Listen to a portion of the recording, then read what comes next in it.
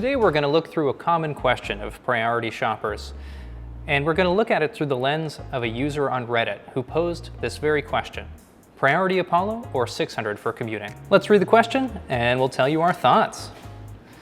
Priority Apollo or 600 for daily commuter? I've been commuting by bike for about 6 months now, and I feel like it's time to get more serious about it. My current bike is a 7-speed Walmart bike. It's fine, I guess, but I know that upgrading would give me easier climbs and faster zipping across town.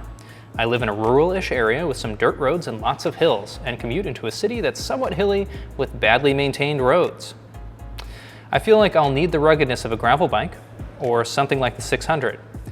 I also like this to be my year-round bike, so the wider tires also seem like a good idea, and I always have the option to add studded tires for snowy times.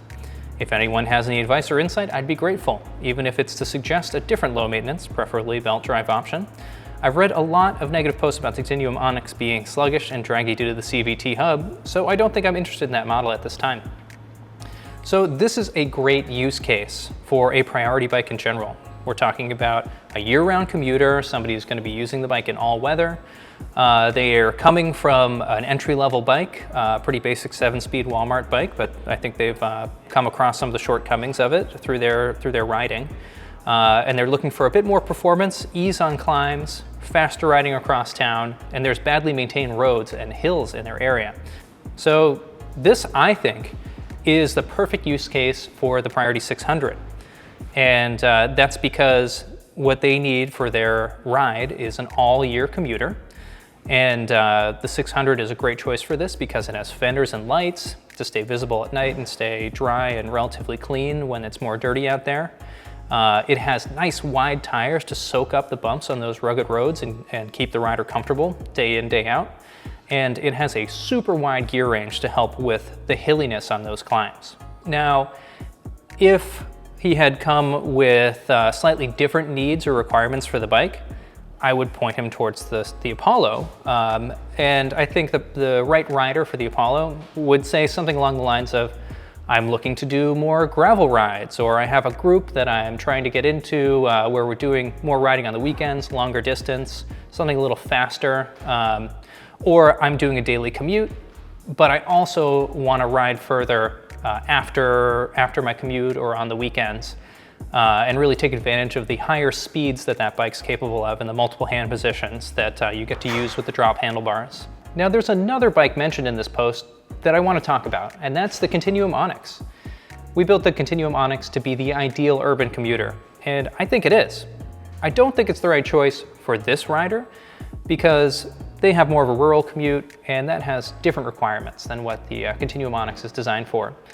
But the Continuum Onyx is a great bike for the daily ride because it has fenders, lights, and a CVT hub. Now let's talk about that CVT hub. There are some concerns about it being too draggy.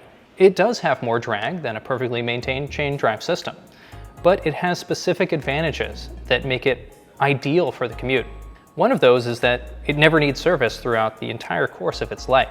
The next one is that it has infinite gear ratios in its range.